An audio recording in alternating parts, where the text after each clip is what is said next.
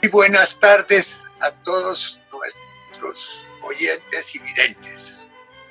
La Sociedad Académica Bolivariana de Colombia, en cumplimiento de su función de dar a conocer el pensamiento y ejemplar desempeño de nuestro gran libertador, Simón Bolívar, el más grande héroe que produjo América. Vamos a presentar hoy una conferencia de máximo interés sobre el libertador en Lima, que es el preámbulo de la libertad del sur, de la libertad de la batalla de Junín y por supuesto luego la de Ayacucho. De manera que tenemos para presentarla al doctor Alberto Abello Moreno, que es una de las mentes más lúcidas que tiene este momento la historia colombiana. Es un gran historiador y gran periodista, así como es director adjunto del Nuevo Siglo. Además, es un tratadista de mucho prestigio. Aquí pueden ver ustedes un libro que publicó hace poco, muy interesante, sobre el libertador. Además, es miembro de la Academia Nacional de Historia, de la Sociedad Bolivariana y de muchísimas academias e institutos históricos del país. Director de varios medios de comunicación, además, como El Siglo, Excelsior, entre otros muchos medios de comunicación.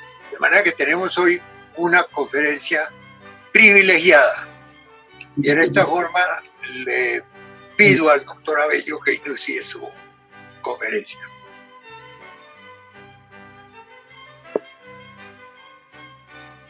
Buenas tardes, queridos amigos, doctor Miguel Santamaría.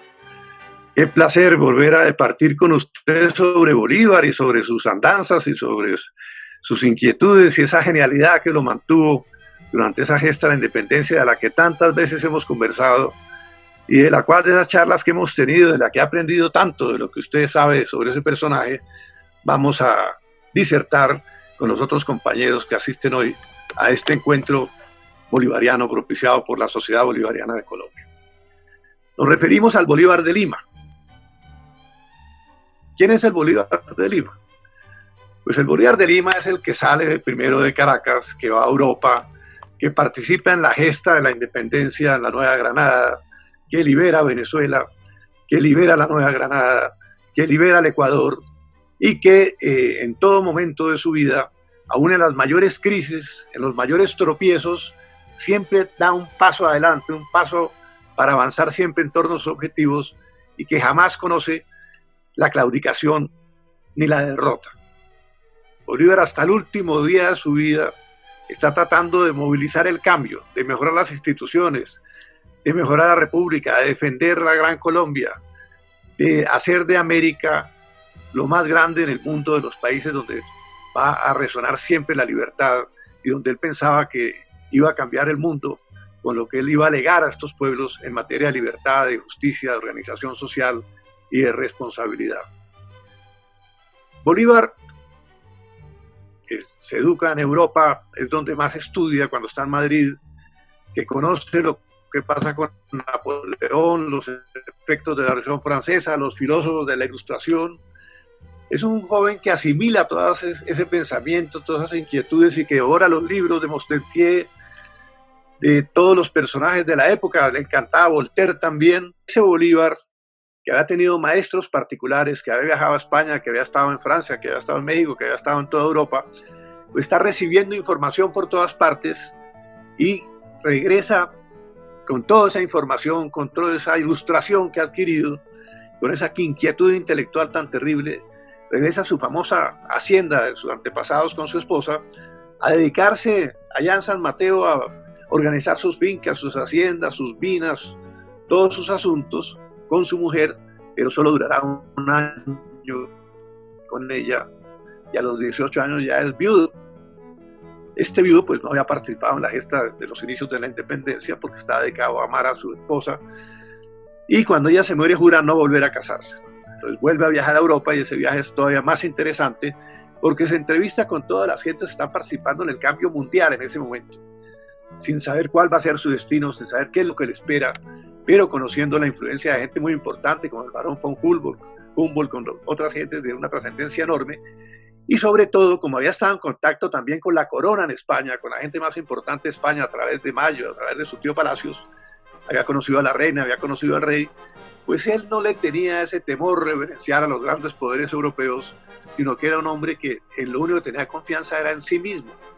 Entonces lo que nos va a demostrar Bolívar es que el destino estaba en su voluntad, y cuando le toca actuar, ya le he nombrado a los 27 años para dirigir una misión en Londres, en donde se entiende con Lord Wolseley y con todos los personajes que dirigen la política exterior de Londres. A esa edad tan jovencito, que lo acompaña don Andrés Bello, que era un genio, él va a entrar en la vida diplomática y va a admirar las instituciones inglesas. Nunca se le va a olvidar jamás lo que es la Cámara de los Lores, lo que es la democracia inglesa, lo que es un primer ministro, lo que es la autoridad, lo que es la inteligencia de los ingleses para dominar medio mundo en aquella época, a pesar de que ya habían perdido los Estados Unidos. Entonces, cuando Bolívar regresa con Miranda, porque es un encuentro trascendental, va a tener unas ideas que va a compartir con Miranda, pero que él va a asimilar de una manera distinta en algunos casos a la de Miranda.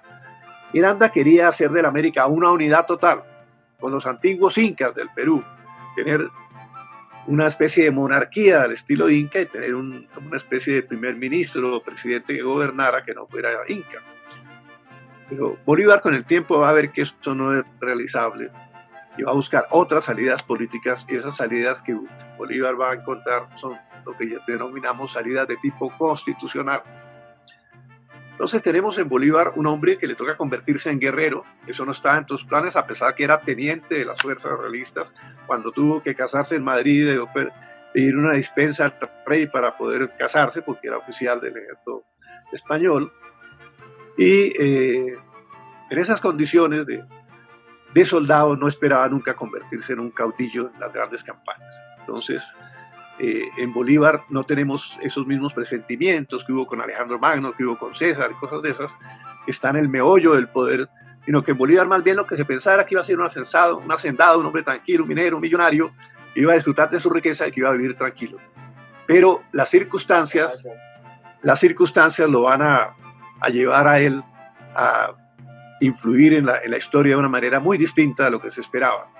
Entonces Bolívar, después de quedar viudo de su viaje a Europa, regresa a América, ya con Miranda, y en Venezuela va a tener grandes tropiezos con Miranda, porque Miranda, que era inteligentísimo, que era un gran caudillo, que es el verdadero gran precursor de la independencia, que inicia en la tarea de la independencia en la logia Lautaro a los argentinos, a los peruanos, a los granadinos, a los venezolanos, nota que Bolívar es un poquito rebelde, es un poquito impetuoso, es un personaje que no es fácil de dominar y se resiste a darle mando militar. Pero a la familia de los Bolívar era demasiado importante, y los Rivas y todos los parientes, y van a forzar por fin a Miranda que le dé un mando militar. Y el mando militar que le da Miranda a Bolívar es Puerto Cabello. Al darle Puerto Cabello era la principal fortaleza de Venezuela, porque Venezuela estaba obviamente sitiada por mar, y al perder Bolívar esa base militar, desde luego parte de la guerra que estaba metido Miranda se va al piso.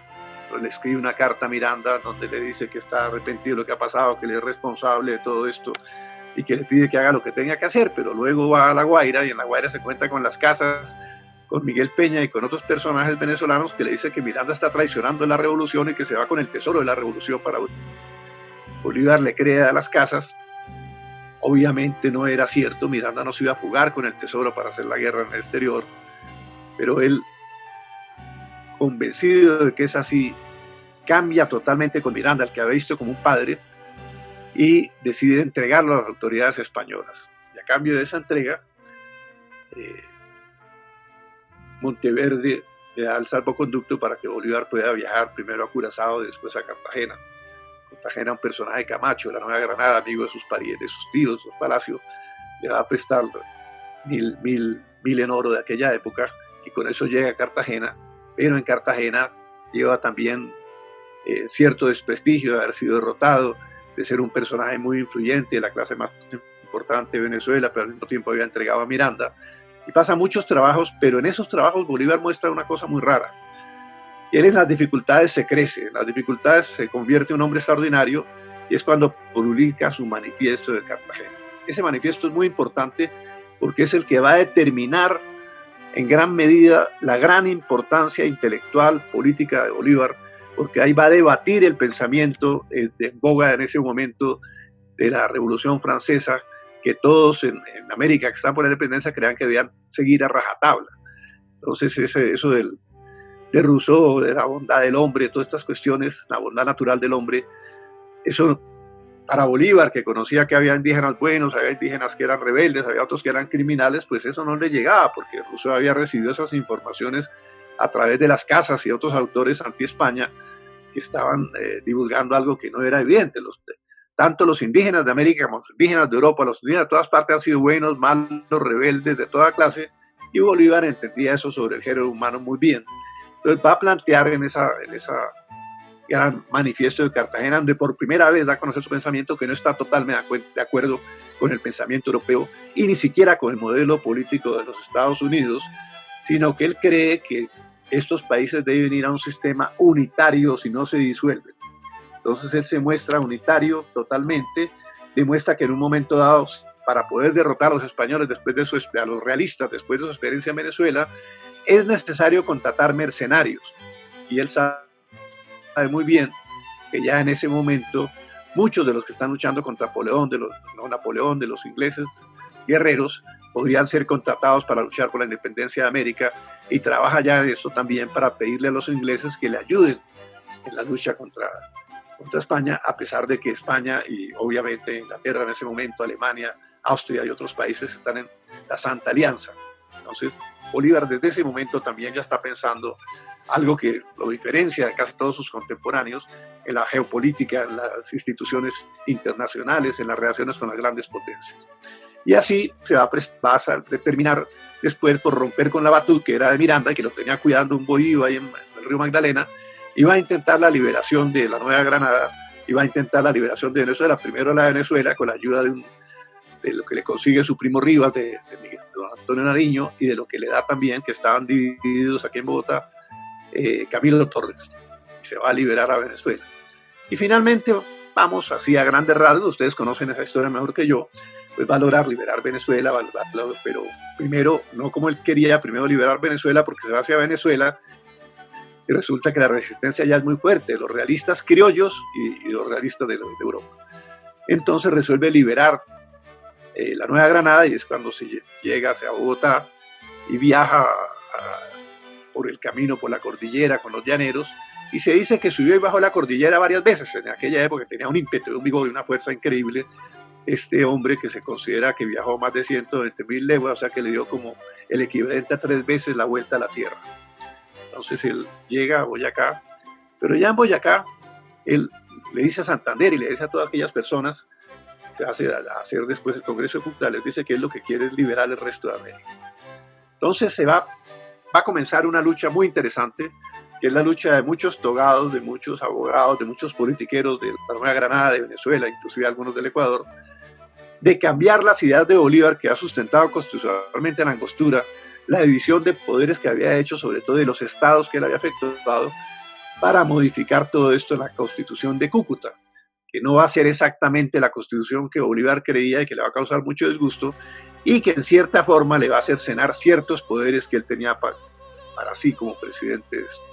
Pero de todas maneras no va a dar esa pelea, porque la pelea de él es mucho más grande, no se va a quedar defendiendo incisos de la Constitución ni alterándolo, sino que va a estar pocos días en Bogotá, y de aquí va a seguir para el Cauca. En Cauca tiene que herrar caballos, dar munición para los fusiles que le han dado mala, hacer cantidad de trabajos, entrenar soldados, todas estas cosas, muchos caucanos además, para ir hacia Pasto, donde lo están esperando para colgarlo los realistas, que no lo quieren, ya saben quién es y lo quieren acabar, y le toca enfrentarse a los realistas, mientras Sucre con un pequeño contingente ha pasado al Ecuador, por por mar en ese momento, llega y está en Ecuador con un pequeño contingente, pero esto va a ser providencial para Bolívar, porque Sucre va a lograr algo que es impresionante. Cuando están a punto de derrotar a Bolívar en el sur, se enteran los pastuzos que Sucre acaba de ganar la batalla de Pichincha en Quito, y acaba de destruir unos ciertos mejores de España, las cumbres de Quito. Entonces inmediatamente García, que era un feroz realista, negocia con Bolívar una capitulación para que Bolívar no los pase por las armas, y llegan también unos contingentes que habían perdido la batalla ahí en Pichincha, de pastuzos, 2, que se entregan también a Bolívar, entonces no van a poder luchar contra él, y él en una negociación pues consigue poder seguir a su gran proyecto, que era liberar Ecuador, liberar el Perú y quizás seguir hacia adelante. ¿Qué importancia tenía Pasto en ese momento? No solo que era un núcleo realista de lealtad a su majestad rey de España, sino que además estratégicamente era la llave del Ecuador o la llave de la Nueva Granada. Entonces por eso Bolívar no podía permitir que eso quedara en manos de terceros. Y la gran campaña, toda la lucha que él va a librar en el sur de América y en el centro de América, es precisamente para que el país más rico de toda la América, el más importante, donde la capital era Lima, y que tenía allí en esa época, se dice que cerca de 2.000 coches, en un momento de caballos, carruajes, en un momento en que en Bogotá solo había 2, uno era del arzobispo y otro era el del virrey, y generalmente uno de los dos estaba siempre mal. Bolívar va a ir a ese lugar donde muchos, había condes, había duques, había gentes de la nobleza, había una sociedad sofisticada en especial, era un pequeño París, digamos, ¿no? Inclusive en Potosí llegó a ser en un momento dado en el Perú la ciudad más grande del mundo, porque llegaban mineros de todo el planeta a sacar de ahí minerales, ricos minerales y enriquecerse. Entonces el Perú era en ese momento el lugar donde se podía sacar los dividendos para financiar cualquier gesta militar. Y tanto España como los independentistas estaban por tener el Perú para poder hacer eso. Pero el Perú no solo se dominaba por tierra, se dominaba también por mar. Y tenía una fortaleza maravillosa, muy fuerte, que era el Callao. Y además había otras condiciones muy importantes que debemos recordar hoy. En el Perú, los indígenas estaban del lado del rey. ¿Por qué? Porque hoy podemos reconocerlo con imparcialidad de historiadores. Las leyes de Indias habían protegido a los indígenas. Las leyes de Indias habían permitido que los indígenas sobrevivieran. Por eso había millones de indígenas en esa zona, porque en el resto del mundo los ingleses, los franceses y otros colonizadores habían extirpado a los indígenas, pero entre nosotros no, porque la reina Isabel impidió inmediatamente que eso ocurriera, y después Carlos V, en su famoso congreso, donde convoca a los grandes pensadores y filósofos, inclusive va hasta las casas, y van personajes interesantísimos, Padre Victoria, que es el creador de los derechos humanos en el mundo, ¿no? Ellos van a plantear que el indígena, porque están condiciones de desarrollo intelectual diversas o de desarrollo de la cultura diferentes a la europea, ahí es que protegerlo, no se le puede atropellar, no se le puede avasallar, no se le puede liquidar como se pensaba de acuerdo a la doctrina aristotélica, que era nuestro padre Aristóteles en la filosofía griega. Se podía arrasar con el enemigo cuando se gana una guerra, no. Está el cristianismo, y este continente avanzaron militarmente los españoles acá y entraron militarmente, pero también entró el clero con la cruz, con la religión y con la fe, y entonces eso determina ese gran congreso de Carlos V, y que finalmente Solórzano Pereira, que había escrito su famoso libro de las causas justas de la guerra contra los indígenas, pues ese libro no lo permitieron publicar, y lo que se va a hacer es que se va a reconocer la persona humana y se va a reconocer la cosa cristiana en todos estos indígenas que se quieran convertir, porque ni siquiera se los pasaba que se convirtieran, a los que quisieran convertirse al catolicismo. Y fuera de eso, Isabel la Católica había logrado otra cosa muy importante, que es que primero, ningún indígena podía ser forzado a trabajar más de 8 horas. Ninguno. Esto se va a lograr en Occidente siglos después de batallas, de huelgas y cosas, pero aquí ninguno puede trabajar más de 8 horas, y se prohíbe el maltrato a todos ellos, y además se establece un sistema judicial por medio del cual se castiga a los encomenderos y a todos aquellos que se atrevan a maltratar a los indígenas. Así se presenten casos de maltratos como otras partes, pero de todas maneras el castigo, inclusive contra funcionarios reales, funcionó muchísimas veces y se logró que imperara la justicia en América. Entonces hay que reconocérsele eso y otras muchas cosas al Imperio Español y a la reina, que como ella decía que los que tenían que venir aquí eran castellanos, pues entonces se estableció el castellano de una manera natural en América. Incluso cuando Felipe II ordena que en Santa Fe de Bogotá averigüen qué es lo que está pasando con las clases de idiomas indígenas para que no se pierdan, resulta que ya nadie hablaba los idiomas indígenas porque todos habían aprendido el castellano. Así muchos europeos no hubieran aprendido las jergas de los indígenas. Entonces, Lima es el paraíso, es el centro de esa cultura indígena poderosísima que es muy superior a la de los incas, que es numérica, el sistema decimal se fundamenta mucho en ellos, los sistemas de conteo rápido y todas esas cosas por medio del abaco era lo que ellos manejaban, el emperador ahí era la figura única, y ahí iban dividiéndose las sociedades numerológicamente, y eso qué es lo que determina, que los españoles se dan cuenta de esto, Pizarro, y al saber esa situación, pues al poner en prisión al jefe indígena y poner en prisión a los hechiceros y a los sacerdotes, pues obviamente se desbarata esta jerarquía tan importante que tenían estos indígenas, pero que eran en algunos aspectos inclusive más cultos en algunos campos que los europeos. Por ejemplo, sabían dónde quedaba Júpiter, cuando en Europa nadie sabía dónde quedaba Júpiter. Tenía un observatorio donde se veía Júpiter,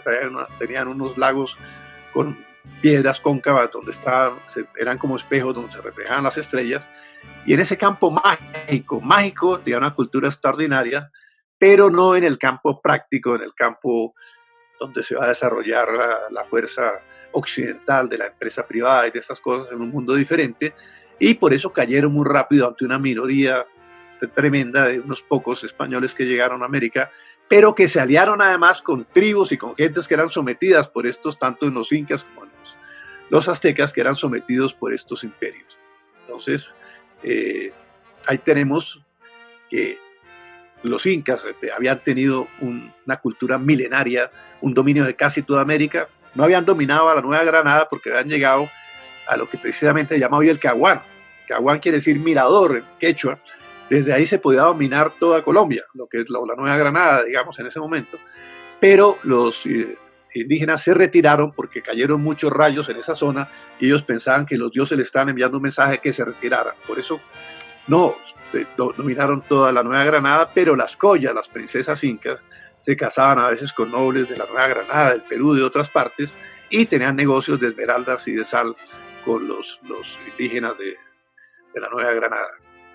Ese imperio, pues tan importante, se había desmembrado con el dominio español, pero llegaba hasta lo que es hoy la Argentina, parte de Chile, obviamente todo lo que es Bolivia, pues el Alto Perú, y lo que es Perú era gigantesco. Entonces Bolívar sabía que si esa parte del mundo quedaba en manos de los realistas, con esa riqueza que había todavía, esa minería, que había ya ese potencial en oro, en plata, que había estremecido el mundo en un momento dado, que había cambiado los valores del sistema mundial, de la moneda, seguía en manos de los realistas, pues algún día podían volver a tomarse Colombia, poder tomarse las Provincias Unidas, poder cambiar el destino de América. Entonces él entiende que tiene que ir allá, y eso es esa es su gran decisión, liberar el Perú, y es así como vemos que envían a Sucre primero. Sucre se va a encargar de liberar el Ecuador, Quito, y allí va a conocer a Manuelita Sáenz Bolívar cuando llega a Quito, y todos sabemos muy bien, en este caso no vamos a hablar tanto de ella, como ella le manda un ramo de flores desde un balcón en Quito cuando va pasando las tropas del Libertador, y Bolívar dice que esta mujer estuviera entre mis tropas, ya habíamos ganado la guerra, porque qué puntería la que tiene, porque le logró mandar el ramo de rosas a ella. Y después esa noche pues va a estar con ella, va a bailar, la va a conocer, y ella le va a pasar la mayor información posible que ningún espía de ninguna parte hubiera tenido. ¿Y cuál es esa información? Todo lo que pasaba en Lima, qué ocurría con San Martín, qué era lo que estaba pasando con San Martín y las Provincias Unidas, cómo había perdido el apoyo de las Provincias Unidas prácticamente, cómo en solo 2 grandes batallas que había dado no había logrado todavía la independencia del Perú y está en muy mala situación política. Y el proyecto San Martín, según Manuelita, que le va a trasladar a Bolívar, es tomarse Guayaquil para hacer de Guayaquil con el Perú una república, y entonces recuperar todo su prestigio en el Perú y tal. Pero ¿qué pasa? Bolívar al otro día sin consultar a Santander ni al Congreso, porque en el Congreso querían que les consultara todo aquí en Bogotá. O sea que en aquella época a caballo, el corrido, pues se demoraba semanas y a veces meses en llegar una información. Entonces Bolívar no podía esperar a que estos señores de Bogotá, que se habían quedado aquí calentando la butaca, le dieran autorización para hacer algo, o si no, nunca hubiera hecho la independencia. Entonces Bolívar decide tomarse Guayaquil. Guayaquil, hay que entender que tenía su propia política, había logrado prácticamente la libertad sin ayuda de nadie, había una serie de personalidades muy interesantes allá, pero tenían un proyecto equivocado, que era hacer una república con Panamá, Guayaquil y Perú. Entonces Bolívar ordena la toma de Guayaquil, primero diplomáticamente a través de Sucre, después ya militarmente, y va a encontrar un gran apoyo en la gente de Guayaquil, y ya después, como Sucre había libertado el resto del Ecuador, desde ahí van a tratar de conseguir cómo se libera el Perú. Pero ¿cuántos hombres tenía Bolívar en ese momento? ¿Cuántos efectivos militares tenía? Un puñado de hombres. Esto es una quimera en ese momento, porque él está pidiendo todos los días, mándeme 1000 hombres, mándeme 500, mándeme 300 a Santander, y otro le dice, no tengo plata, no puedo, no sé qué, no sé cuánto. Y llega un momento que todos están esperando o que los pastuzos lo derroten, o que los realistas del Perú lo derroten, o que en Quito de repente le hagan un atentado, y todos apuestan que Bolívar no va a poder llegar nunca a Lima. Sin embargo, contra lo imposible va a llegar. Entonces, en vista de que ven que sí avanza, ¿qué hace el gobierno de Bogotá? Sencillamente, aquí había un Congreso, el Congreso decide que Bolívar no puede, como presidente de Colombia, no puede seguir mandando tropas en el extranjero, y que hay que nombrar a otro. Hágame el favor, semejante bomba que le tiran a Bolívar de alta potencia, es decir, le quitan todos los poderes para que pueda actuar en el exterior.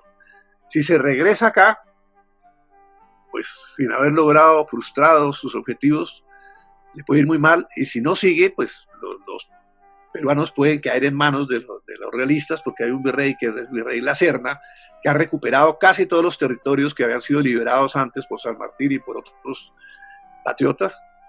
Entonces Bolívar, ante esto, semejante traición, semejante una especie de puñalada por la espalda que recibe, resuelve aceptar la cosa, no contestar en ese momento, y acata también que se ha nombrado Sucre como comandante en el sur, que Sucre era el general en que él más confiaba. Cuando estaba en Cúcuta, una vez Soler le preguntó, ¿y quién es ese general que viene ahí? Tan joven, era muy jovencito Sucre en ese momento, 24 años.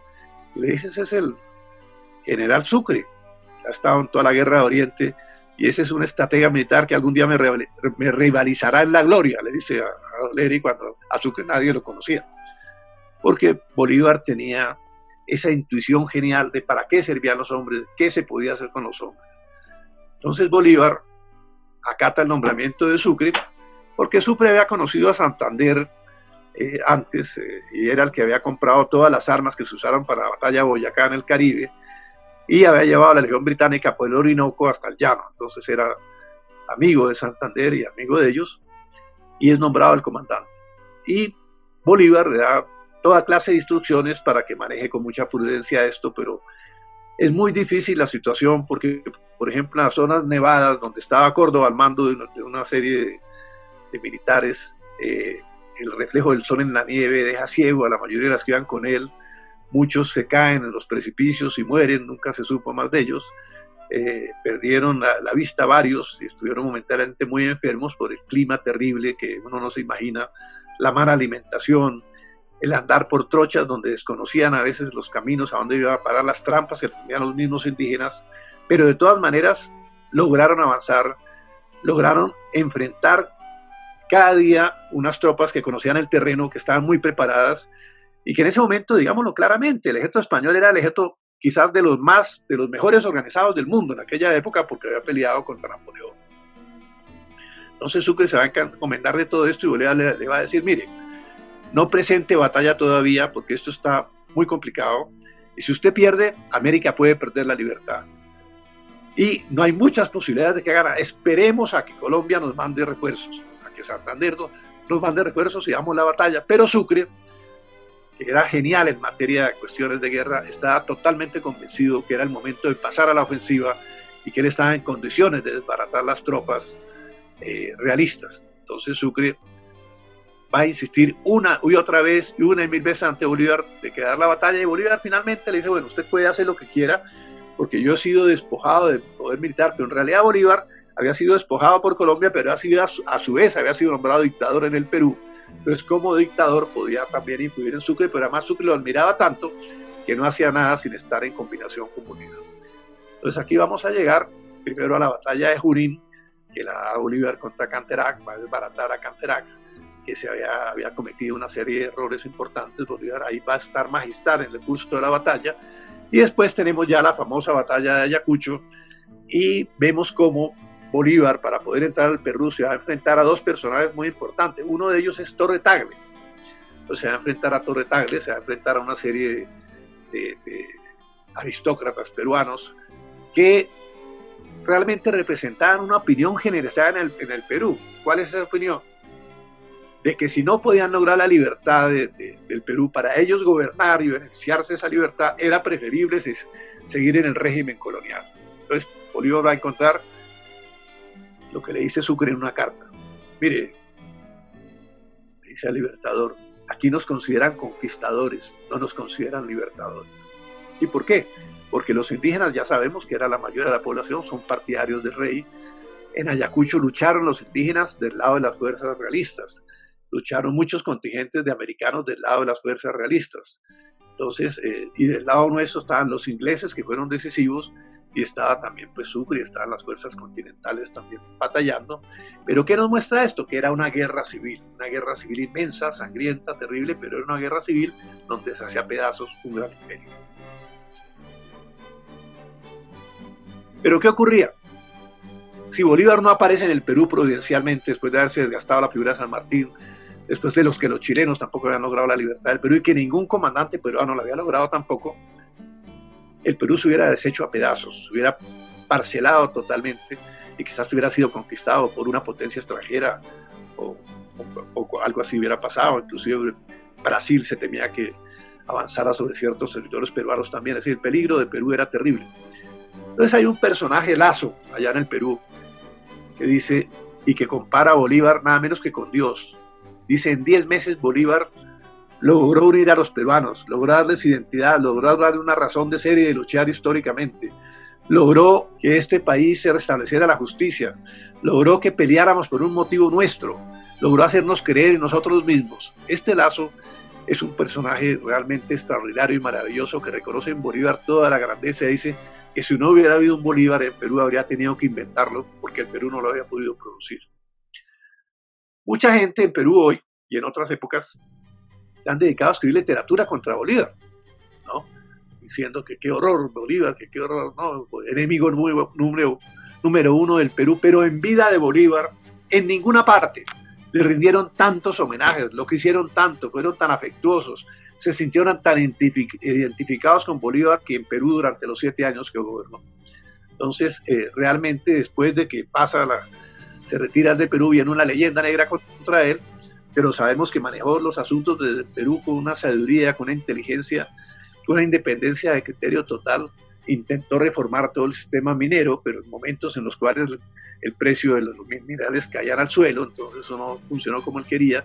Restableció los tribunales de justicia de una manera más eficaz, hace operativo el Congreso de la República, a pesar de que le habían dado plenos poderes en todo sentido, mejora la administración pública, y desde el Perú va a diseñar una serie de proyectos internacionales importantísimos, porque ahora que estamos hablando de las Naciones Unidas y de los 75 años de las Naciones Unidas, debemos recordar que Bolívar es el que plantea por primera vez una integración de naciones en Panamá, en el Congreso Anfictiónico de Panamá, donde él pensaba que Panamá era un sitio que quedaba en la mitad del mundo, decía él, la mitad entre Europa, la mitad entre Asia, la mitad entre África, la mitad entre las dos Américas, y ahí podría ser la capital del mundo, en cierta forma, pensaba, y desde ahí podíamos nosotros crear instituciones para la paz, para la concordia, para que los problemas se resolvieran de una manera pacífica entre las naciones. Bolívar, que le tocó ser guerrero para libertar a América, era un hombre que tenía un pensamiento constitucional, un pensamiento político destinado a civilizar y a mejorar la vida de las poblaciones que él liberaba. Entonces, ante todo, él es un reformador, ¿no? Hasta el último minuto de su vida. Entonces, él en Lima, va también a propiciar esa integración con América y la unión inclusive con México. México en aquel entonces, recuerden ustedes, era más grande que Estados Unidos. La mitad de lo que hoy Estados Unidos era de México. Entonces él unía la Gran Colombia con México y quizá Perú y Bolivia, se construía una nación pues de una extensión enorme e importantísima. Y eso se logró hacer en cierta forma porque ya había un acuerdo entre México y precisamente el diplomático que logró ese acuerdo se llamaba Miguel Santamaría, que era mexicano, que había estado aquí en la Nueva Granada, y él es el que logra con don Lucas Alemán que firmemos ese acuerdo de federación con don Lucas Alemán en México, pero los Estados Unidos se enteran y mandan a toda mecha a un personaje que venga a Santa Fe de Bogotá, donde nunca venían, a que se entreviste con Santander y firman un tratado comercial cualquiera con Santander, pero en el cual hay una cláusula chiquita, una cláusula secreta que dice todos los beneficios que la Colombia le otorgue a terceros países se le otorgarán también a Estados Unidos. Obviamente cuando Bolívar se entera de semejante hecho que ha ocurrido, de semejante error que ha cometido su vicepresidente, inmediatamente manda unos correos al Congreso en Bogotá para que no aprueben el tratado, porque en vez de lograr una ventaja comercial, lo que iban a lograr que los productos de Estados Unidos entraran ante nosotros sin impuestos. Se destruía el objetivo que él tenía de esa unidad. Hay que perdonarle a Santander, porque Santander en aquella época nunca había salido de Bogotá, pues hasta las fronteras aquí de la vecindad, pero no había estado en el exterior, entonces no tenía quizás esa magnitud de esos hechos geopolíticos de tanta importancia. Bolívar también, desde allí, desde Lima, va a defender con ardor las antiguas fronteras de los virreinatos y de las presidencias de América. Eso se va a denominar el uti possidetis juris, por medio del cual esas fronteras son inmodificables, son intangibles, es decir, que hay que preservarlas ante todo. ¿Con qué objeto? Bolívar se percataba de algo que hoy no nos damos cuenta de eso, pero que es muy importante. Nosotros éramos un imperio, el imperio español, y en ese imperio todos eran del imperio. No había como en Europa el lado alemán, el lado holandés, el lado francés, el lado inglés, no, todos hablábamos castellano, todos leíamos el Quijote, todos rezábamos la Virgen María. Es decir, éramos un gran pueblo inmenso, es el más grande imperio que hubo en extensión fue el Imperio Español, y éramos todos una unidad. Pero al venir la independencia, nuestros patricios, los personajes de la época, quisieron imitar a Alemania, a Francia, a Italia, a Inglaterra, y cada uno tener un país. Pero éramos lo mismo, es decir, no había diferencia entre uno de Venezuela y otro de Ecuador. Inclusive hubo funcionarios que fueron en la colonia, trabajaron aquí o trabajaron en otra parte. Moreno y Escandón fue funcionario acá y trajo los programas para cambiar el sistema educativo en el San Bartolomé con la Ilustración, y después muere como presidente en Chile. Es decir, no había esas nacionalidades europeas, sino había una sola, ya la del Imperio Español. Entonces, por desgracia, nos inventamos unas nacionalidades, una hostilidad artificial entre ecuatorianos y colombianos y peruanos y no sé qué, que eso no existía, y Bolívar no entendía eso. Entonces, para él decía, se respeta simplemente el uti possidetis de las fronteras para que no haya guerra entre nosotros. Sin embargo, hubo dos países que no aceptaron esa teoría, uno era Chile y otro era el Perú, y finalmente ellos tuvieron alguna guerra, y el Alto Perú pierde pues el puerto que debía tener, pasan algunos incidentes militares penosos, pero en general no hubo guerras en América, no las ha habido por esa intervención de Bolívar en el derecho público, que él consideraba trascendental de respetar esos antecedentes administrativos y políticos de la época, con independencia que pudiéramos federarnos en un momento ante todos los países, hacer cualquier cosa, pero respetar esos mojones y esas fronteras. Entonces Bolívar no cayó en la trampa de falsos nacionalismos, porque realmente en algún momento, en una de las cartas más bonitas que le escribe a Bolívar, cuando está en Pativilca prácticamente al borde de la locura, enfermo y derrotado, le dice, mire, Sucre, creo que me estoy enloqueciendo, pero en este momento me siento americano y pienso liberar todo esto. Esa es mi locura, le dice a Sucre. Y esa locura de Bolívar de querer liberar a toda América le hace estar por encima de todo el resto de gentes que están en lo local, están en lo pequeño. Pero también Bolívar, que se va a ocupar también de que la parte administrativa quede en buenas manos, de que lleguen a los cargos públicos gentes que tengan algún tipo de mérito, algún tipo de conocimiento, algún tipo de capacidad. Entonces va a tratar de promover a las mejores gentes y va a encontrar una serie de personajes muy curiosos, ¿no? Como García del Río, por ejemplo, que era cartagenero, pero que había estado en Londres, había pertenecido a la Logia Lautaro San Martín, había conseguido un empréstito para el Perú y que después va a producir el primer libro de Derecho Constitucional de defensa de un proyecto constitucional bolivariano que lo va a producir aquí en Bogotá y que va a ser elegido para suceder a Bolívar, pero una protesta de unos estudiantes bartolinos va a impedir que asuma el cargo. Es un personaje extraordinario, pero también va a tener a otro, que es Monteagudo, que es muy discutible Monteagudo, pero Monteagudo va a ejercer un papel importante en el Perú y va a darle oportunidad a otros muchos jóvenes que en materia administrativa, en materia política puedan tener una participación trascendental, y también va a utilizar los servicios de Pando, que es un internacionalista muy importante del Perú, canciller, todas estas cosas, que va a ejercer un influjo muy importante en Panamá y le va a dar un informe pleno cuando regresa de Panamá a Bolívar de cómo está la situación en Venezuela, cómo está la situación en la Nueva Granada, y ahí es donde Bolívar se va a preocupar muchísimo lo que pasa aquí, porque considera que se va a desintegrar la Gran Colombia. Bolívar está muy preocupado porque se da cuenta que hay una hostilidad permanente y cada vez mayor entre Santander y Páez y los agentes de Páez, y desde Lima se da cuenta que le va a tocar intervenir, volver otra vez a Colombia para que no se desintegre su obra que es Colombia.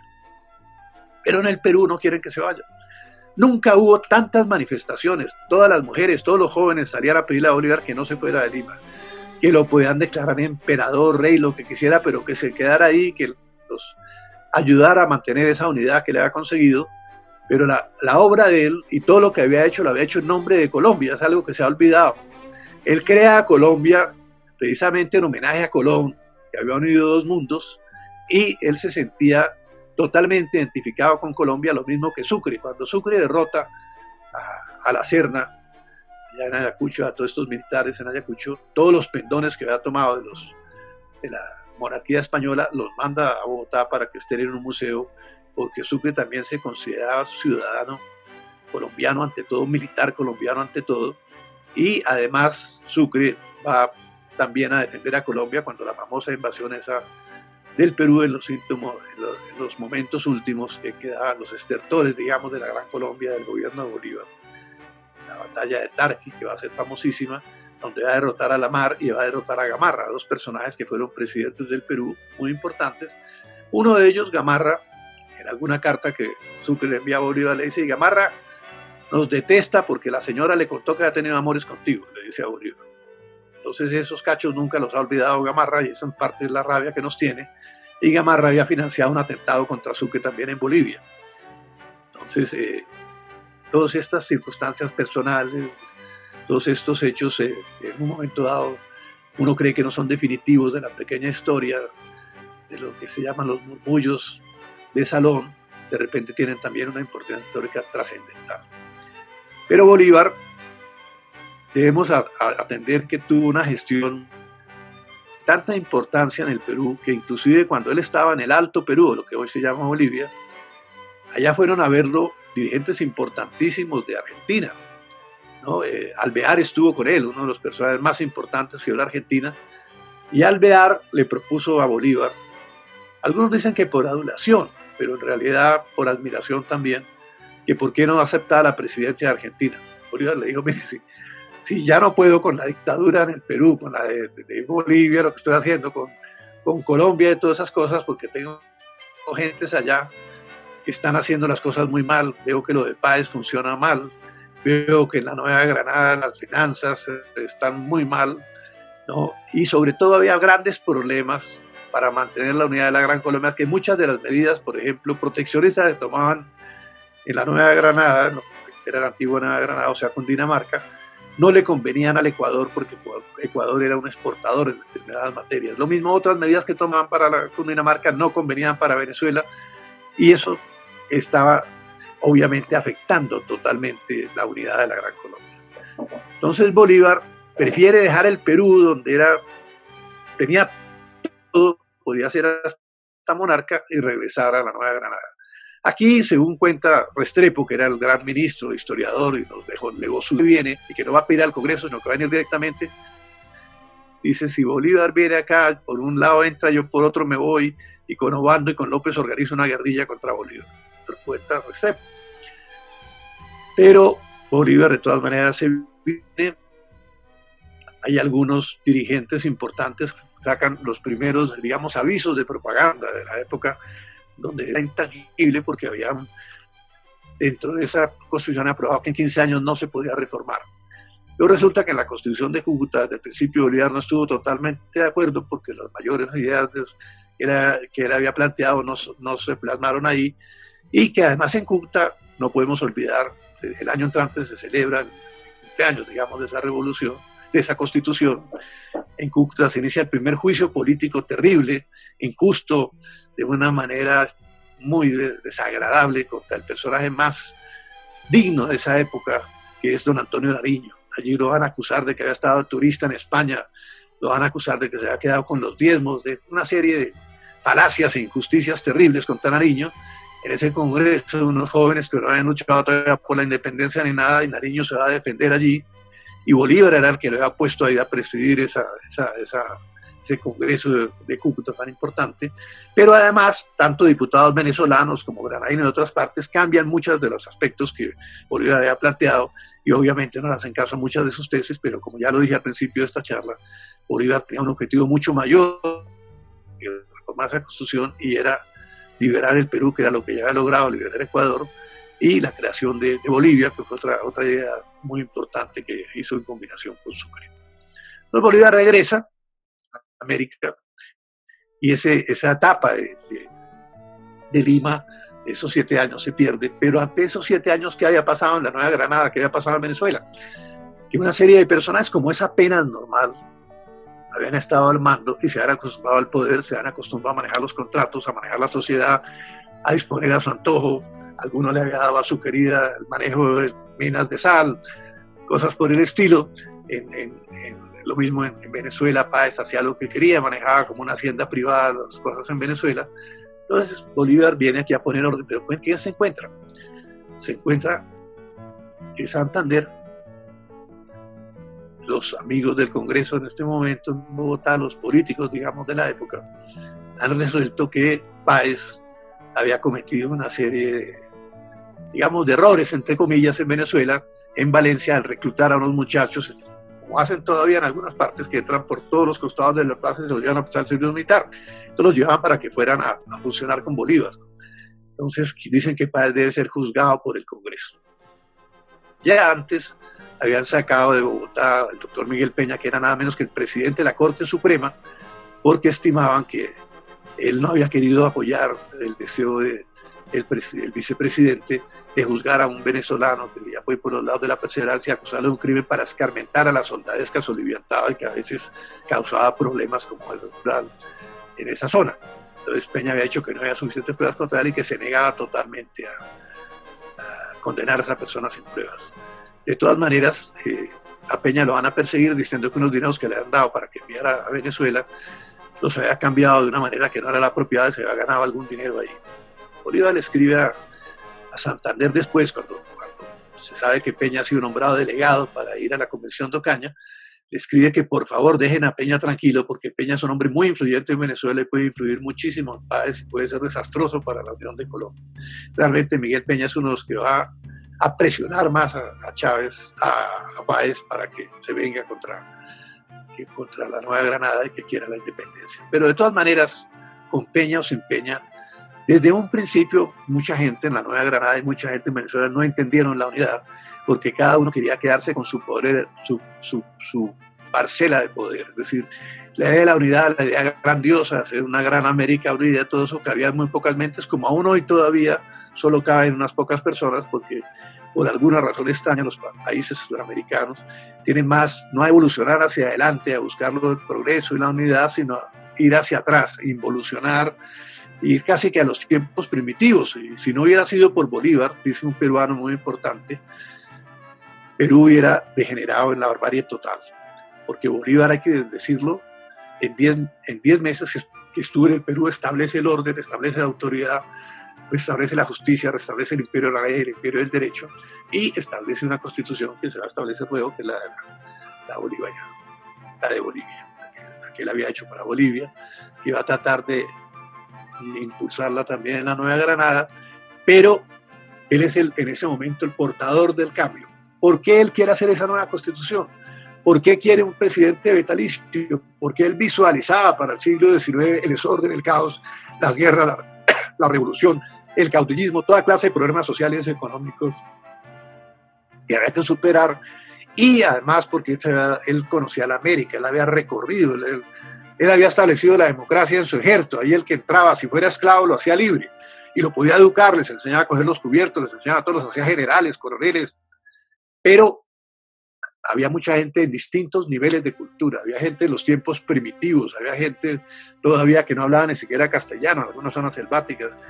Es decir, no era una homogénea toda la América. Entonces él quería, para poder establecer y poder darle respetabilidad y poder darle creatividad y poder hacer buenos ciudadanos, había que educar a los americanos.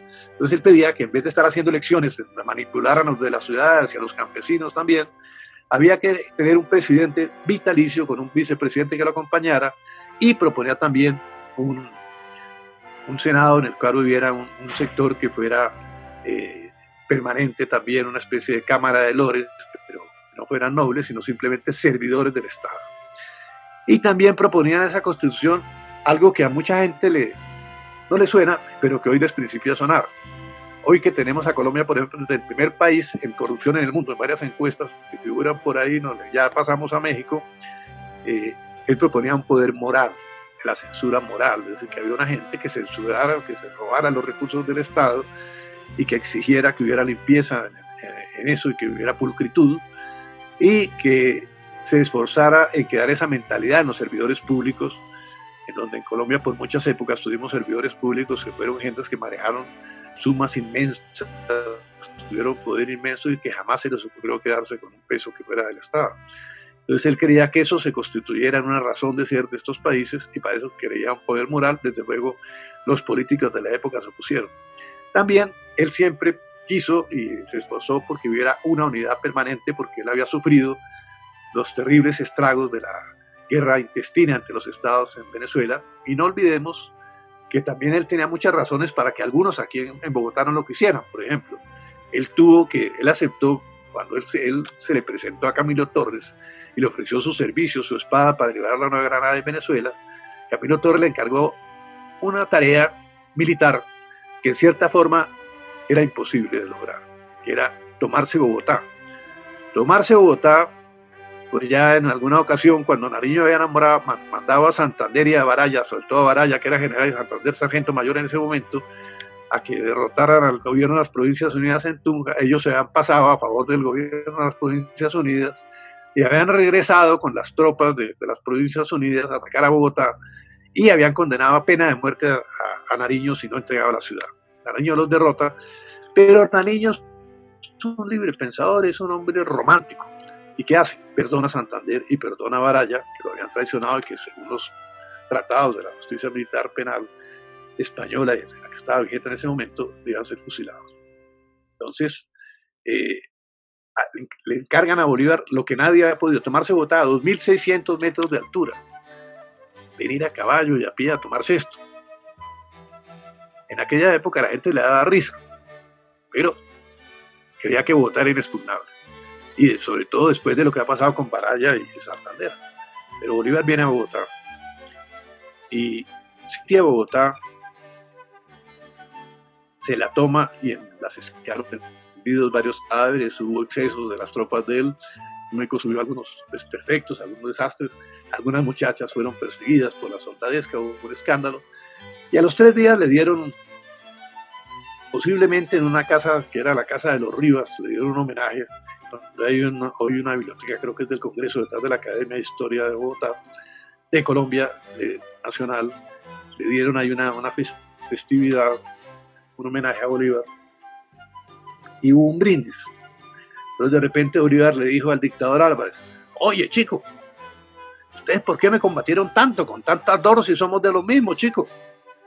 Entonces el dictador le dijo, que era tío de Nariño, que era el que estaba manejando la ciudad: porque nos habían dicho que tú eras jacobino. Entonces Bolívar se echa a reír que jacobino podía ser Bolívar, que era propietario de tierras, que era un aristócrata, que era un conservador en muchos aspectos, que jacobino de Leno, no. Yo no soy jacobino primero y segundo, yo no los habría fusilado nunca. Si a ustedes los fusilan alguna vez es el día que los realistas lleguen a Bogotá. Entonces ahí son ellos los que se ríen de Bolívar porque se considera que Bogotá era inexpugnable a pesar de que Bolívar ya había entrado a Bogotá. Y resulta que un personaje que es el almirante Enrile,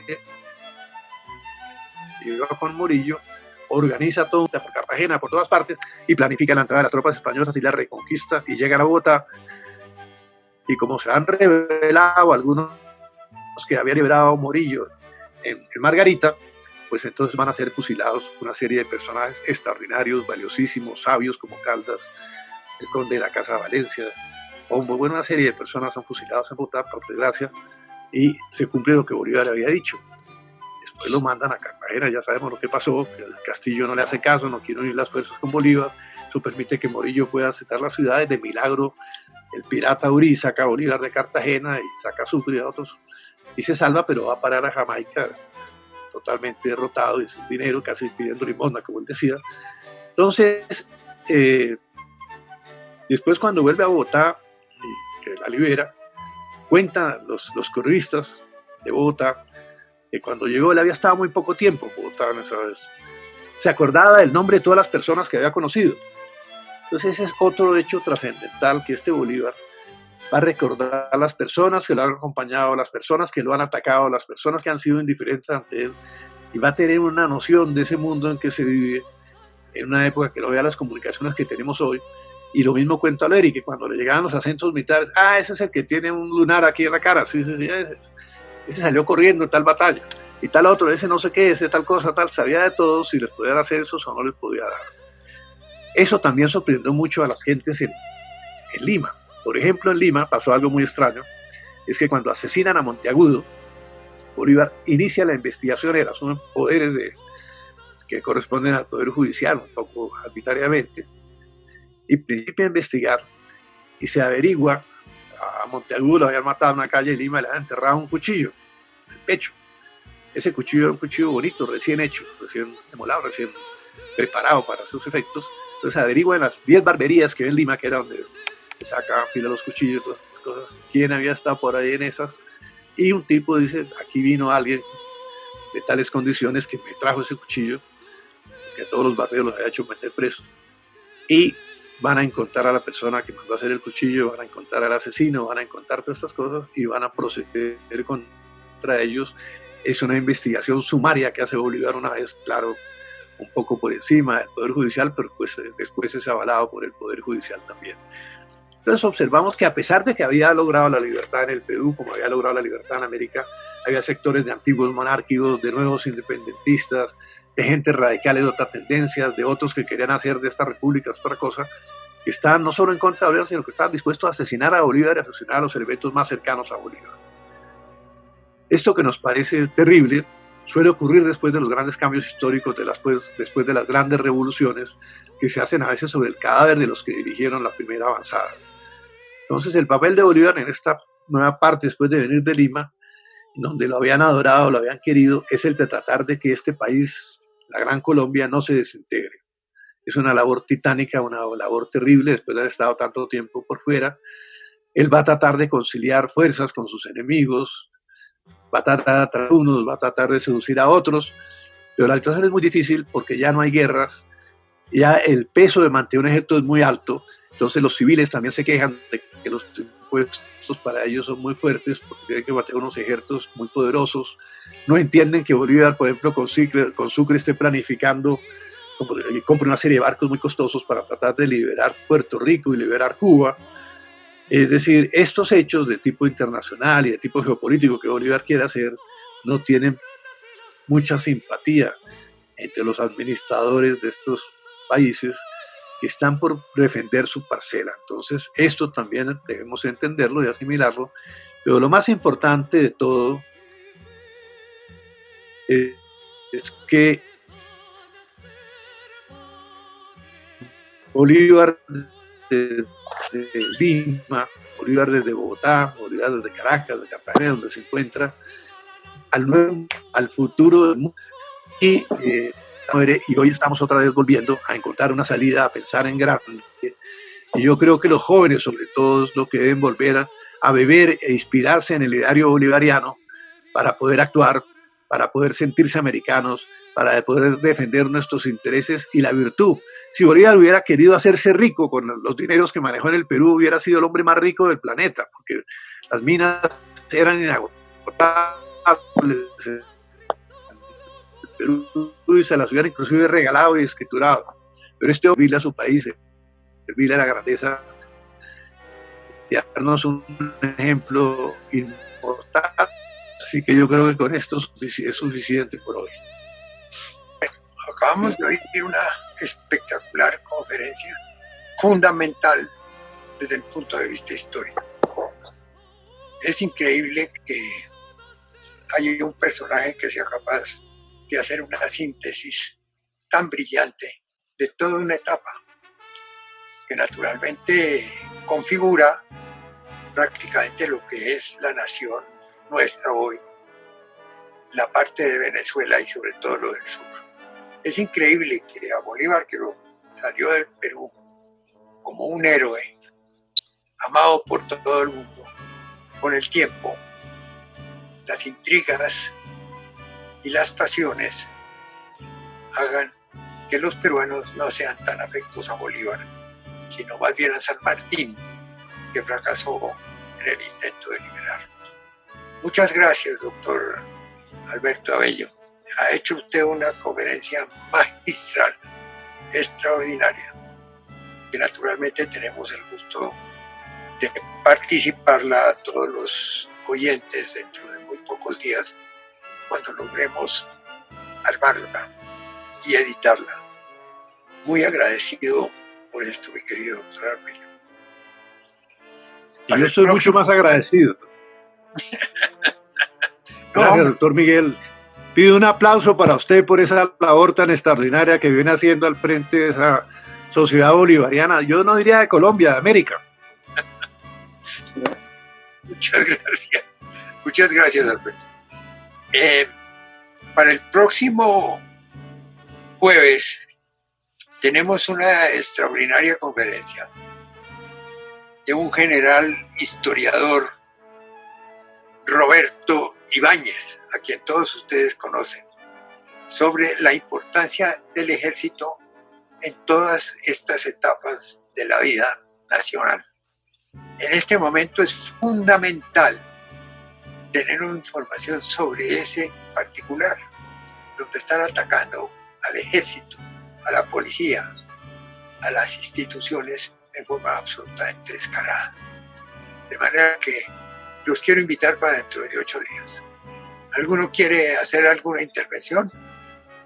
Bueno, presidente. A ver, mi general. No, resaltar, pues, o estar totalmente de acuerdo con usted, doctor Miguel Santamaría, presidente, con lo magistral de la conferencia que nos acaba de brindar Alberto Abello. Pero no solamente lo magistral, sino lo ameno que ha sido esta conferencia, porque nos ha llevado por todos los rincones, todos los recovecos de la historia, con cosas importantes que parecen por allá medio ocultas, esas relaciones de Bolívar con Sucre, la importancia de Sucre, y después de eso es cuando uno valora realmente cuál fue el efecto buscado precisamente con el asesinato de Antonio José de Sucre allá en Berruecos. Entonces, ha sido un paseo extraordinario el de esta tarde, y Alberto, te felicito, extraordinario. Ya había oído y leído muchas de las cosas tuyas, pero hoy coronaste verdaderamente. Gracias. ¿Alguien más quiere intervenir? Yo quisiera sumarme también a estas palabras y, por supuesto, felicitar al buen amigo Alberto Bello por esta magnífica conferencia. Sí, que ha sido pues una conferencia verdaderamente ilustrada, propia pues del conocimiento tan vasto de la historia y de la vida de Bolívar y, por supuesto, de nuestra América que tiene Alberto. y especialmente por la forma como el general, tan amena como la ha podido desarrollar. Y que muchas felicitaciones, Alberto, y muy grato haber podido pues, estar presente pues, en esta magnífica conferencia. Gracias, presidente. Experiencia de Faustino Sarmiento, en donde hay bibliografía, libros escritos a favor de él y en contra de él. Realmente yo tengo en mi biblioteca 2 libros, uno en contra de él y otro a favor de él. En el Perú no hay algunos libros, bibliografía que hayan reivindicado a Bolívar y no le tengan esa animadversión que pueden tener y que todavía la tienen. Realmente yo soy el cónsul del Perú aquí en Cartagena y vi cuando en el siglo pasado fue Miguel Seminario declarado el hombre del milenio. Y realmente, pues, dentro de ese trato que he tenido con la jerarquía peruana, en el sentido de ministros, presidentes, pues sencillamente veo que Bolívar está totalmente desaparecido para ellos. ¿No hay alguna bibliografía en donde se reivindique a Bolívar por parte de algún peruano? No sé, yo no tengo. Bueno, hay una reivindicación de una peruana, que es doña María Aldana, que hizo este libro que está circulando, que se llama Bolívar, simplemente el libertador de América. Y dicen aquí en la base, al fin Bolívar tiene una biografía que se merece. En realidad es muy interesante la parte como trata el recuerdo de Bolívar en Lima. De manera que por lo menos ese libro es el que conocemos y aquí en Bogotá se ha vendido mucho. Es un libro muy grueso y muy interesante. Es muy bueno, es por cierto. Yo lo estuve aquí en la conferencia de ella en el iFestival en Cartagena con María Arana y por cierto le di el libro que yo escribí sobre Bolívar cuando llegó pues, a entregarle las joyas a su señora, a su suegro en Madrid, y pues estuvo la permanencia que tuvo en Europa. Le regalé ese libro a María Arana. Pero Alberto, no, tú además de lo que dice Miguel, ¿no hay alguna, aparte de María Arana, que eso salió el año pasado, el año pasado, ese libro, no hay bibliografía peruana, de historiadores peruanos que reivindiquen a Bolívar? La pregunta para ti, Alberto.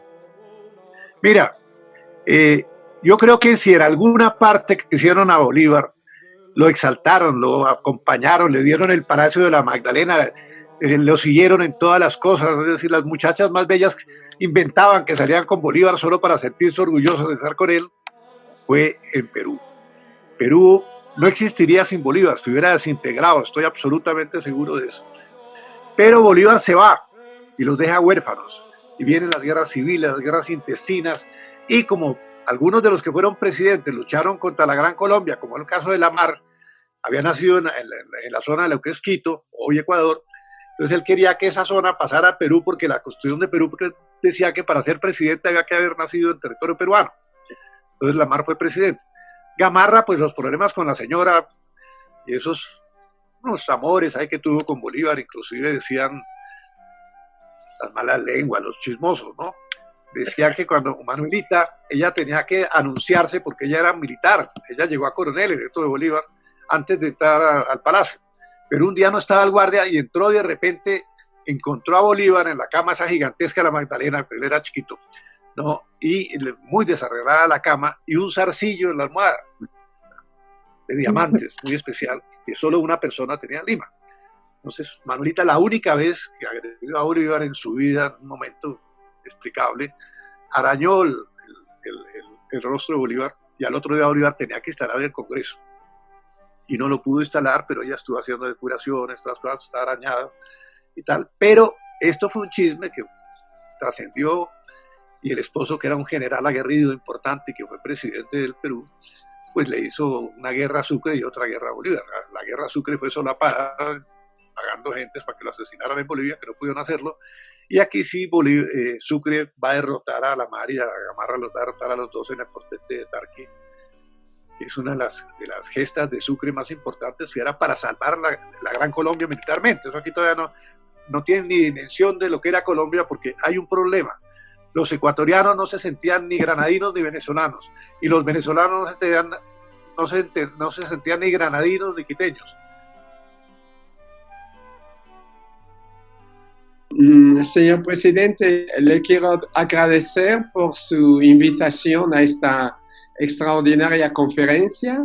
Realmente yo soy extranjero en Colombia y vivo aquí desde hace unos 10 años, entonces para mí escuchar personas como el doctor Abello es una gran satisfacción y ¿cómo le puedo decir? Un aliento para seguir conociendo más y más la historia de América Latina. Muchas gracias. Muchas gracias, Philippe.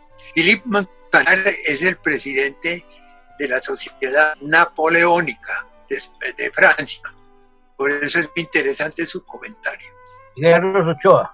No sé si valga la pena entonces preguntarle al doctor Abello si todo este sentimiento de animadversión que existe aún sobre Bolívar tiene que ver bien con la desmembración del Alto de Perú, cuando el Alto Perú se convirtió por voluntad de Bolívar en la república que llevaría inicialmente su nombre y que hoy se llama Bolivia. Bueno, realmente hay una disputa entre Perú y las Provincias Unidas que se disputaban precisamente el dominio sobre esa parte del Alto Perú, en el cual era difícil llegar precisamente porque muy arriba en la cordillera. Y ahí, ¿qué ocurrió?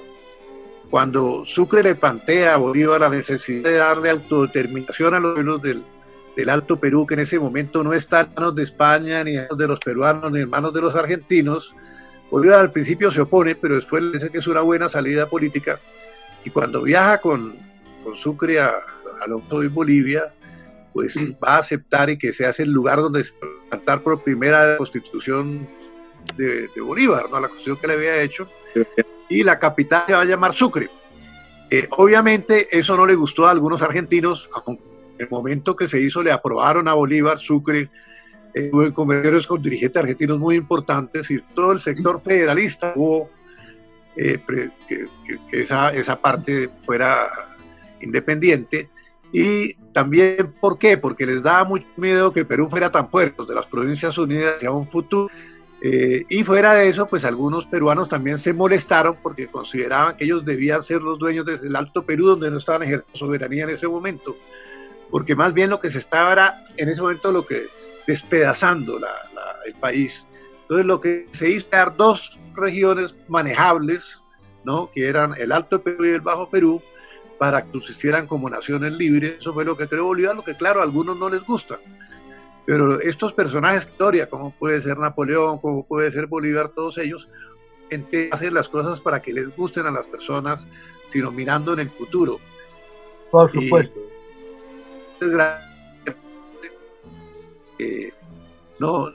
Bolivia, que es un país muy rico, que es un país muy grande, que podría ser importantísimo en América, ha estado muy mal gobernado y ha pasado unas crisis terribles, pero nosotros esperamos que Bolivia pueda recuperar su destino en el país.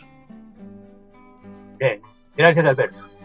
El Alto Perú, en el momento que llega Sucre y Bolívar, no estaba en manos ni de Argentina, ni del Perú, ni de España. Olañeta, que era perseguido que fue un general español de un valor temerario y estafario, resolvió subir todos esos riscos andinos, y en esos riscos se da la batalla y Olañeta muere en medio de la batalla. Es el último gran general español que muere defendiendo el imperio español en América, y es un verdadero héroe que debía tener algún monumento, alguna cosa en ese lugar, porque fue extraordinario. Entonces todo esto va a determinar que Sucre decida que se dé la autodeterminación al Alto Perú, que ellos decidan suerte de lo que va a ser su destino. obviamente el Perú unido, pero inestable, hubiera terminado por perder esos dominios, así que es lo que se buscaba con la congregación de Bolivia, darle gobernabilidad. Por eso después Bolívar estuvo manejando la idea de unir Bolivia, Perú, Colombia y México para una gran nación, pero federada, es decir, cada cual debía tener su propia vida, su gestión administrativa, porque entendía que era muy difícil. Hoy, en esa época se movían a caballo y en barco, era muy difícil mantener la unidad.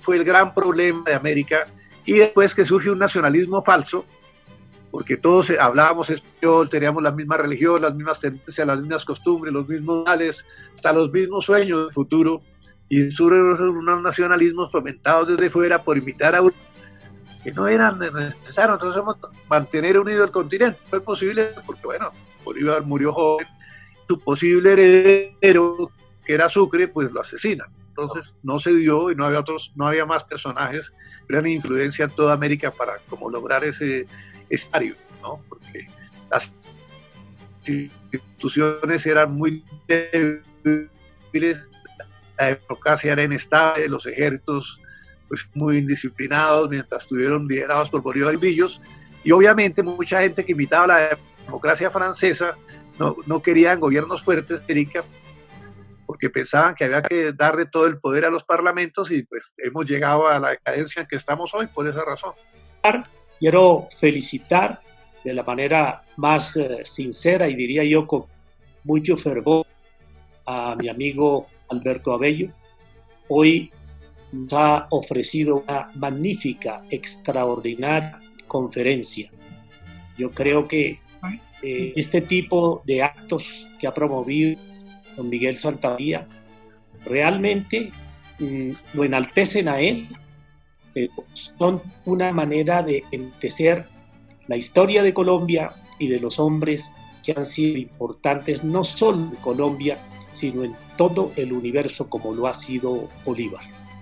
Decía que me unía un poco a las expresiones ya o a las manifestaciones hechas en el sentido de que la realeza en el Perú no gustaba mucho de Bolívar por diferentes circunstancias, y tuvo también muchas enemistades, unas relacionadas pues, con faldas, pues, se hacía alusión, pero más importante que esas es que un hombre como Bolívar, que llegó a imponer orden en una sociedad que estaba absolutamente fragmentada, tenía que granjearse enemistades, y tenía que granjarse enemistades porque no era posible dejar contentos a todos en una sociedad que estaba tan dividida como la peruana en ese momento, donde había todo tipo de ansias por tener el poder, tener el mando político, tener los merecimientos para ejercerlo.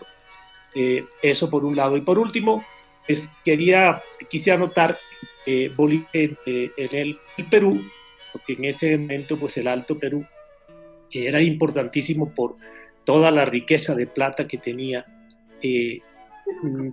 Tenía una capital de la región de Bolivia que se llamaba Chuquisaca, y allí el Libertador le encomendó al director de Agricultura que preparara un plan para mejorar tanto la producción como la variedad de las mieses y de otro tipo de plantas. Y además en Cusco, en 1825, porque fue en el mismo año, expidió unos decretos encaminados a la preservación de la vicuña, un animal pues muy, muy valioso en todo sentido, que se estaba, no podríamos decir extinguiendo en esa época, pero estaba siendo sometido a una agresión antrópica que lo ponía en peligro en unos pocos años. Eso para destacar un poco la visión ecológica del Libertador, porque un hombre tan universal, abarcó tanto, porque fue militar, fue un estadista extraordinario, fue un hombre de acción, fue un ejecutivo extraordinario también, y cuando uno mira todo lo que Bolívar hizo en este campo, pues, de promover tantas cosas. Lo que pasa es que por estar en el campo de batalla no podía hacer absolutamente todo. Por ejemplo, aquí nosotros los colombianos hemos considerado siempre a Santander, y con mucha justicia, que él fue realmente pues la persona que promovió la educación en Colombia, y de hecho sí fue. Digamos que la democratizó, pero Bolívar de la batalla, él prácticamente expide uno de los primeros decretos, ¿no? Considerar la educación primaria debía ser fundamental para todos los colombianos. Ahí arranca realmente todo el que luego Santander, como un gran ejecutivo, poner en práctica. Muchas gracias, doctor Miguel. Mira, hay otra cosa importante, ya que mencionas los proyectos de Bolívar, y es que, por ejemplo, Bolívar fue el primero en que hicieran hacer el canal del Atrato. Él trataba de hacer el canal del Atrato y le ordenó al gobernador del Chocó, a través de su secretario, que principiaran a cavar y que compraran los instrumentos que necesitaran en el Caribe para hacer eso, y le dan un informe que no hay que cavar sino 3 millas para hacer el canal del Atrato. Pero en esa época él tiene que salir y sus sucesores no siguen esa tarea de hacer ese canal, y estamos esperando todavía que alguien lo haga. El general de Gaulle, cuando estuvo visitando a Colombia, les propuso que Francia ofrecía tecnología y todas las posibilidades para hacer canales de Atrato, y algún chistoso dijo que si hacía un canal del Atrato, de pronto perdíamos también esa región, como nos había pasado con Panamá, y no se hizo nada. Muy interesante. ¿Qué otro quiere decir algo? Tengo una pregunta. Almirante Jaramillo. Gracias, señor presidente. Doctor Abello, sin lugar a dudas, su conferencia fue muy ilustrativa y muy importante. Y yo tengo una duda, me he formado desde muchos años atrás, y es sobre la permanencia del Libertador en Lima. Verdaderamente el Libertador empleó toda su fortuna, empleó toda su vida, todos sus esfuerzos para liberarnos. Y verdaderamente tal vez el único lugar de reposo que llegó a tener fue su estadía en Lima. Pero a mí me ha dado la impresión que verdaderamente no hubiera necesitado estarse tanto tiempo allá. Y si se hubiera regresado un par de años antes, hubiera encontrado en lo que era la Nueva Granada un ambiente mucho más propicio y menos dificultades, pues, difíciles relaciones, especialmente con Páez. No sé si la apreciación que yo me he hecho a través de los años ha sido errónea, pero verdaderamente yo creo que un gran error que cometió Libertador fue haber prolongado su permanencia en Lima. ¿Usted qué opina? Mire, general, yo he oído varias veces, pero hay lo siguiente. Primero, si Bolívar no va al Perú, no se independiza el Perú, se desintegra el Perú, y era tan rico y tan importante que seguramente a la larga algún país europeo ha intentado apoderarse del Perú. Entonces la presencia de Bolívar evitó eso, la sola presencia de él que tenía, y haber derrotado a las mejores fuerzas de España, porque España en el Perú sí batalló con todo, es decir, fue heroica, no puede decir un solo cobarde, ¿no? Ellos pelearon hasta el último minuto, es decir, es algo impresionante, porque la gesta que hubo en el Perú. Pero vimos que los indígenas, los últimos incas, ¿por quién lucharon? Por España, por el rey, porque ellos no olvidaban las leyes de Indias, a pesar de que los hubieran maltratado en algún momento dado, después los protegieron. Muchos americanos estuvieron peleando allá, inclusive estuvieron pastuzos de lado y lado, unos que llevó Sucre casi a fuerza, que llevaba una bayoneta atrás para que avanzaran, y otros que iban con mucho gusto a colaborar con los realistas, porque eran realistas, y esa era la causa de la legitimidad en ese momento. Pero además, si Bolívar abandona el Perú, fíjese usted lo que hubiera ocurrido. al poco tiempo de haber tenido con todo su prestigio y que estar gobernando Colombia, después de que le habían hecho el asalto a Sale, le habían hecho el asalto a Sucre, casi lo matan en Bolivia. Usted recordará que un llanero que acompañó a Sucre, cuando iban a ver el cuartel que se había alzado, le dispararon y lo hirieron. El tipo se pone riendas en los dientes, le mete las ruedas al caballo con una lanza gigantesca, mata al tipo que había disparado contra Sucre, y allí trataron de asesinar a Sucre y se salvó porque las señoras de la capital, en el palacio donde estaba Sucre herido, se turnaban por las noches para acompañarlo y quedarse con él y impedir que lo mataran. Eso ya pasa con Sucre, pero después con Bolívar vamos a tener que le declaran la guerra. Soldados que lo habían acompañado, oficiales que le habían ascendido, la Marra de Gamar, van a luchar con Bolívar. Entonces, ¿qué pasó? Mientras Bolívar estuvo allá, impidió que viniera de repente un grupo de peruanos a querer apoderarse, porque ellos hablaban del imperio de las incas, de que era apoderarse de una parte de lo que era Colombia, que era posiblemente quizás Santander, quizás Nariño y de pronto la parte que era de Quito, ¿no? Y recuerde usted que Guayaquil durante mucho tiempo tuvo el deseo de formar parte del territorio peruano, entonces esos problemas geopolíticos estaban ahí. Pero desde luego podemos hacer hipótesis, si Bolívar llega primero, ¿qué hubiera pasado? Si Bolívar llega después, ¿qué hubiera pasado? Pero son hipótesis, nosotros nos toca es atenernos a lo que ocurrió, porque sí hay algo muy interesante. En el lugar donde está Bolívar, todos se vuelven bolivarianos, casi todos. Si está en Caracas, piense usted cuando regresa a Bogotá Bolívar, ir a Caracas, someter a Páez. Claro, no va solo, tiene a Urdaneta por Maracaibo, tiene al otro por el lado de la Guajira, tiene a Sublet, tiene una serie de personajes y prácticamente cercan a Páez, que era un toro, que era un hombre irascible, epileptoide, que hubiera dado la batalla hasta el último momento, y lo somete Bolívar. Y en una cena le dice, no se olvide que yo soy como el sol, que le da luz a todos ustedes, y lo domina. Pero lo saca de la Constitución y lo pone bajo órdenes de él. ¿Por qué?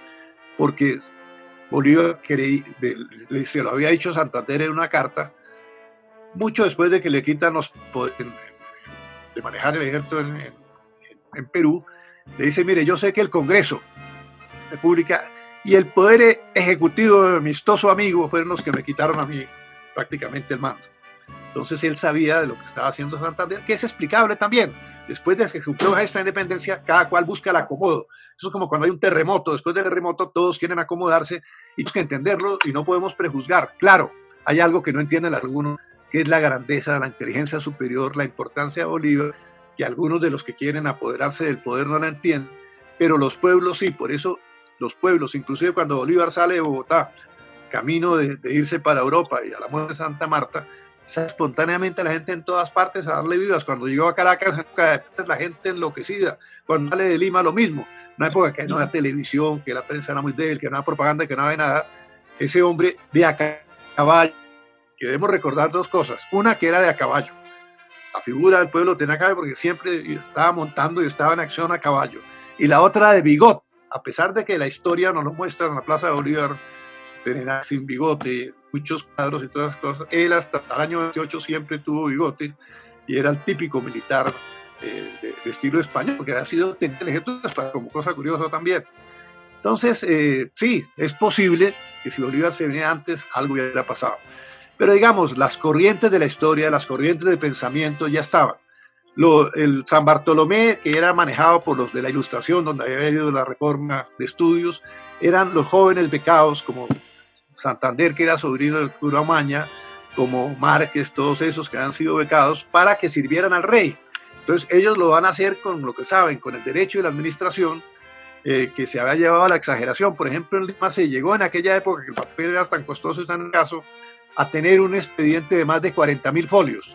Entonces toda esa manía de la ilustración, no de España, es más de la ilustración, de esa cultura, se va a trasladar acá, y Bolívar se va a enfrentar a esos abogados que todo lo dilatan, que todo lo vuelve un expediente, que todo lo vuelve una acción y que no se puede hacer nada. Entonces él pasaba por encima de eso. Y cosa que recordar, muy importante en general, nos dicen es que Bolívar era un dictador, pero a la romana. Era un dictador que le dan un tiempo para que pudiera solucionar un problema, para pudiera enfrentar una crisis, para una guerra como la invasión, por ejemplo, del Perú, cualquier cosa de esas, y luego volver a la democracia. no era el dictadorzuelo de ahora, ni el dictadorzuelo del siglo XIX, ni del siglo XX, sino una figura especial a La Habana, porque era un demócrata. ¿Quién es el que establece las instituciones reales en Colombia? ¿Quién establece el Congreso, la Corte Suprema, el Consejo de Estado? Todas estas cosas, es él, ¿no?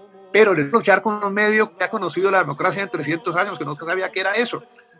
Conocían algo en los cabildos, pero no más. Entonces a Bolívar le toca luchar contra el medio, contra la mentalidad de la gente, contra el nacionalismo falso, porque ni Ecuador es Alemania, ni nosotros somos los belgas, ni Venezuela es otra potencia extranjera, sino que éramos los mismos.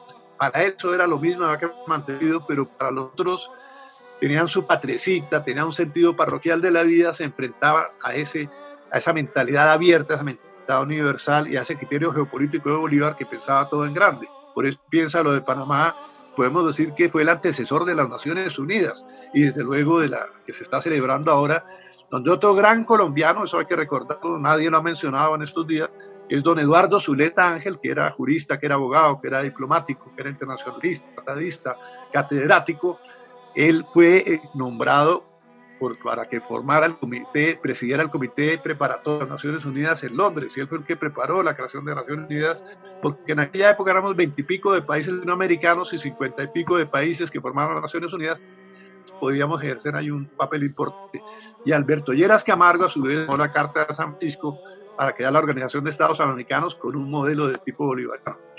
Entonces, puede que muchas de las ideas de Bolívar en su momento no funcionaran, pero hoy como quisiéramos que hubiera un tribunal moral, que hubiera un Senado, que hubiera una gente impecable, incorruptible, que hubiera una presidencia donde realmente brillara la inteligencia, la pulcritud y los fines sanos de todo tipo.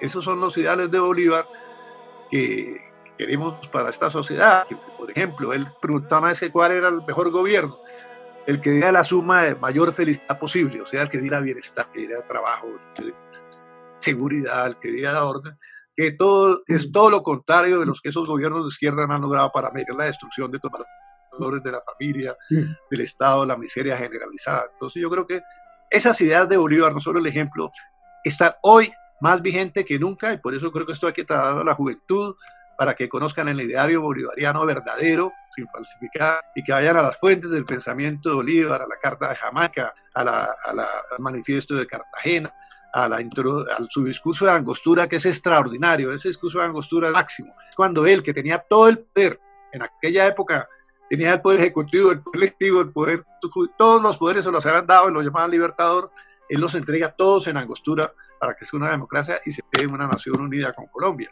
Entonces, ahí está la fuente del pensamiento de él y en sus cartas, para que, pues, queremos hacer de América, hacerla progresar, hoy que se mueven todos a través de continentes, de grandes masas geográficas, de grandes proyectos, ese ideal bolivariano que debemos constituir y levantar esa bandera para movilizar la Unión América. Muchas gracias, doctor, muy amable. Miguel, si me permites, Alberto, te saluda nuestro Roberto Pardo. No. Claro que sí, Roberto. Alberto, ¿qué hay? No, Roberto, ¿cómo estás? Me encanta verte. Lo mismo, señor, compañero de viaje. En Santa Marta, en homenaje a Bolívar, estuvimos allá. Tú representabas a la Sociedad Bolivariana de Bogotá con mucho honor y muy bien, Luis.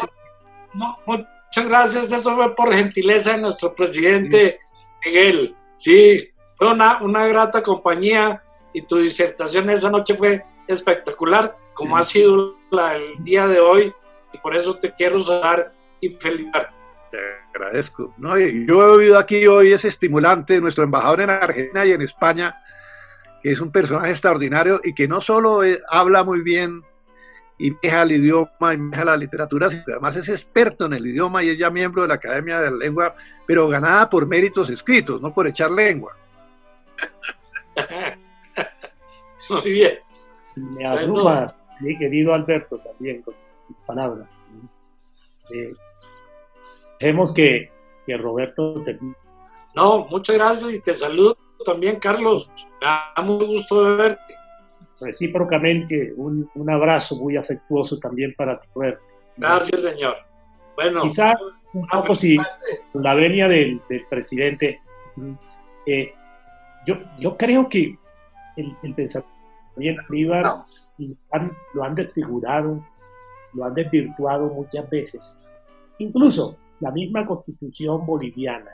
Él quería una república con un gobierno fuerte, por razones que ya se han dicho. Yo creo que de manera muy exhaustiva se han dado las razones de que no se podía en ese momento. Pues, teníamos pues la amenaza del ejército español muy fortalecido, en momentos en que ya Fernando VII ha vuelto otra vez al trono de Madrid, en momentos en que los militares españoles están con ánimo y el orgullo muy tosco, ¿no? Porque han vencido a la Gran Armée, al ejército de Napoleón. Entonces había muchos peligros y el peor de todos los peligros, como Bolívar lo veía siempre, era la división. Pero la Constitución bolivariana propone un régimen republicano muy fuerte, y el presidente vitalicio, a evitar que las elecciones. Nosotros los colombianos tenemos aquí la dolorosa experiencia de lo que fueron las elecciones en el siglo XIX. Todavía seguimos aquí en reyertas, ¿no? muy politiqueras y parroquiales, pero es que en el siglo XIX cada elección una guerra civil, y Bolívar vislumbraba eso. Se necesitaba no solamente un gobierno fuerte, ¿no? Una democracia que no influyera, no cayera en lo que refiere pues al presidente por un rato. Esto se lograba estabilizar en estas elecciones, ¿no? Porque las elecciones, donde no hay un gran sentido y una gran cultura política, degeneran en guerras civiles. Eso le pasó a los visigodos allá en España. Los visigodos tenían una monarquía electiva y esas elecciones de los visigodos eran como las elecciones de Colombia en el siglo XIX. Entonces, Bolívar sí propuso efectivamente un gobierno fuerte y la Constitución boliviana pues eso lo refleja, pero republicano. Y por eso los realistas del Perú no gustaban Bolívar, porque obviamente ellos querían seguir con el sistema monárquico. De manera que eso es importante, porque a mi juicio Colombia, digo yo, se ha balanceado entre la libertad y el orden, pero históricamente hemos privilegiado la libertad. Se ha privilegiado tanto la libertad que se incurre en el libertinaje, que es el cadalso de las libertades. ¿No me están oyendo? ¿No? Sí. Sí. He dicho pues que históricamente hemos privilegiado la libertad sobre el orden, pero privilegiándola tanto que incurrimos en excesos de libertinaje, que es el cadalso de libertades. Lo que estamos presenciando ahora mismo es verdaderamente triste, doloroso, increíble que suceda en Colombia. ¿Cómo es eso de que se le ordena al gobierno nacional que pida perdón, ¿no?, a unos vándalos? Es que están las imágenes de televisión, ¿no?, de estas turbas incendiando CAIs. 75 de esos CAIs quedan destruidos esa noche. Con un arite le metían a un CAI. Yo decía, bueno, definitivamente, qué triste que esto esté sucediendo en un país nuestro. Obviamente que cuando se plantea una guerra por parte de estos vándalos, la autoridad, el ejército y la policía tienen que reaccionar. En Estados Unidos, una persona, un ciudadano que se atreva a irrespetar siquiera palabras a un policía, tiene problemas graves con su integridad personal. ¿Por qué se dice que los colombianos respetamos las leyes cuando estamos en Estados Unidos o cuando estamos en un país europeo? Sencillamente porque allá la ley impera y se hace para que se respete. Pero cuando la ley se irrespeta y se irrespetan las autoridades, las naciones se desintegran. Y podemos tener democracias y podemos tener lo que querramos tener como sistema político, pero un país en donde el orden no existe, difícilmente puede haber no solo estabilidad, es que no hay orden, tampoco va a haber justicia. Y lo que nosotros estamos viendo en estos momentos en Colombia es realmente que la autoridad no puede imponerse, porque establecen tantas restricciones que aquí tienen más garantías el que da la ley, el que incendia, el que atropella, el que mata, la autoridad que trata de imponer la seguridad para todos los ciudadanos. Mira, eso ahí están vigentes las ideas de Bolívar totalmente. Él era precisamente el que decía que encima de todo imponer la ley y el orden, pero además has dado en el clavo en otro aspecto psicológico muy importante y sociológico, que es que Bolívar liberaba a los esclavos. Todo el que entraba a su ejército era libre inmediatamente por haber entrado a su ejército. ¿Qué pasa? Los que tenían esclavos en esas zonas del Perú, los que tenían esclavos en la Nueva Granada, los que tenían esclavos en Venezuela, en otras partes, nunca le donaron a Bolívar ese gesto de liberar a los esclavos. Fíjate que en Estados Unidos hace la independencia y los grandes padres de la patria siguen teniendo esclavos en los Estados Unidos, esclavistas. Bolívar desde el primer momento, que había heredado bastantes, 1000 y pico de esclavos, él liberó, y lo mismo Sucre liberan los esclavos. Entonces esa parte lo confrontaba con los grandes propietarios de tierra y con los grandes dueños de minería y de poder, ¿no? Ese sentido de liberar hasta el último, amén, porque él creía que de aquí se podían hacer hombres libres a pesar de las diferencias educativas, sociales, políticas y de todo tipo, y raciales que pudiese haber. Y él además cree que hay que mezclar estas razas en América para hacer una raza, lo que llamó Vasconcelos, esa raza cósmica. Y él le pedía una prima Aristigueta, muy bella, corte español en todo sentido, de tipo casi andaluz, bellísima, que se casara con un negro importante que había surgido, que había estudiado todas esas cosas, porque él no creía en las razas, creía que América debía constituirse en un solo producto homogéneo de todas las razas, de un crisol de todas las razas, y que lo que contaba era eso precisamente, y aquí en Colombia también. Una magnífica presentación histórica y sobre todo con un conocimiento adicional sobre muchísimos problemas que nos afectan. De manera que de verdad ha sido maravillosa esta oportunidad y se la agradezco profundamente a todos los participantes y sobre todo a que han intervenido. Realmente para la sociedad bolivariana ha sido una oportunidad magnífica en estas 2 horas de conferencia que está programada para media hora, pero la triplicamos con muchísimo gusto. Les agradezco mucho su presencia. Hablando indefinidamente. No acabaríamos, pero no queremos abusar. Sobre ese tema de liberación de esclavos, precisamente, esa fue la gran pelea que hubo entre Monpós, ¿no? y Cartagena, porque Vicente Celedonio propuso la liberación de los esclavos y lógicamente que a la oligarquía cartagenera del momento, no voy a mencionar nombres, no les gustó. Y Bolívar se identificaba más, ¿no?, con los Gutiérrez.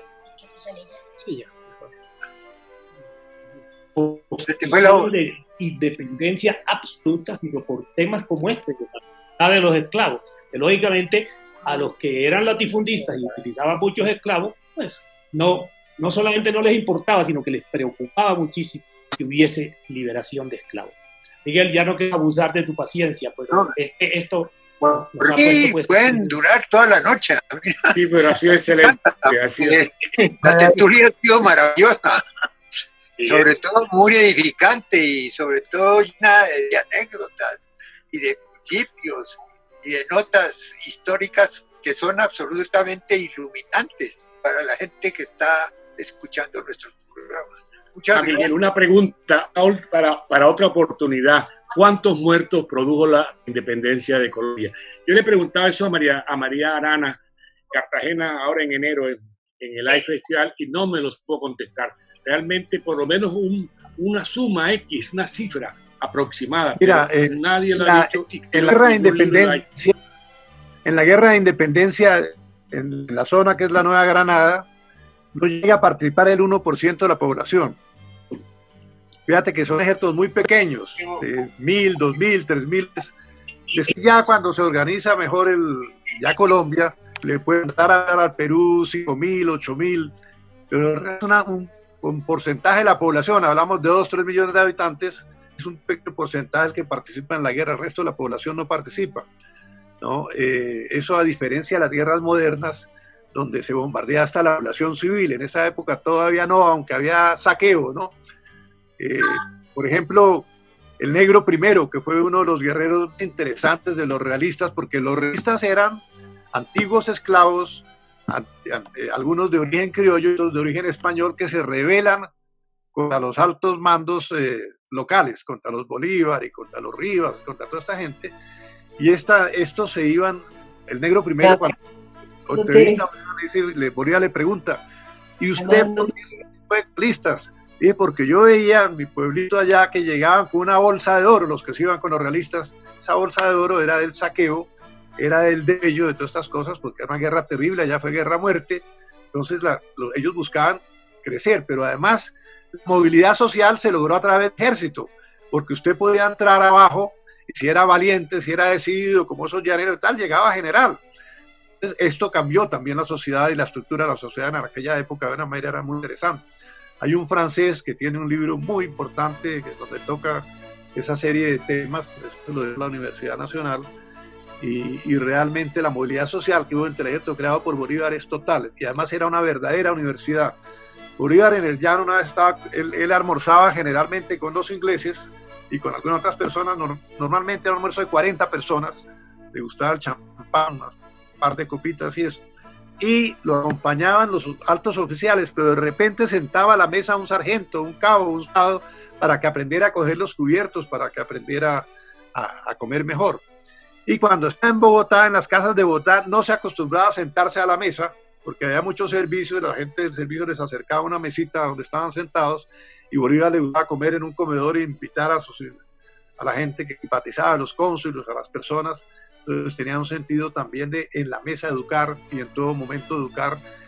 Esa es una parte pedagógica de él que mucha gente no ha percibido, pero es importantísima. Las teorías de Lancaster y una serie de teorías educativas las trae a América y paga a algunos profesores de bolsillo para que las apliquen en América. Entonces esto es realmente extraordinario. Gracias, Alberto. Bueno, presidente, yo creo que quienes le apoyamos lo de la realización de esta tertulia nos sentimos felices de haberlo hecho. La sesión de hoy estuvo extraordinaria, especialmente pues ha estado amenizada, además de la participación del expositor principal, pues la compañía de Carlos y Jorge, la larga y carta representados, de manera que ha sido un éxito esta. Y bueno, y eso, la tertulia es, el éxito de la tertulia es lo que queda. Así como lo decía Carlos Dado, que había, pues, hubo temas y se abrieron temas extraordinarios, o sea, se duplicó la tertulia de hoy. Ha sido realmente extraordinaria la tertulia. Gracias, general. Bueno, y muchas gracias, general. Yo pensé que se había ido, no lo veía por aquí de manera que también presente San Jacinto, no solamente Sabana Larga, ¿no? Ah, sí, había el corralito de mal. Bueno, encantados de haberlos tenido en este maravilloso encuentro del día de hoy que marcó historia para las siguientes conferencias. Creo que ha sido extraordinaria la participación de todos ustedes y 1.000.000 de gracias, y los esperamos el próximo jueves para una conferencia muy importante de mi general Roberto Ibáñez.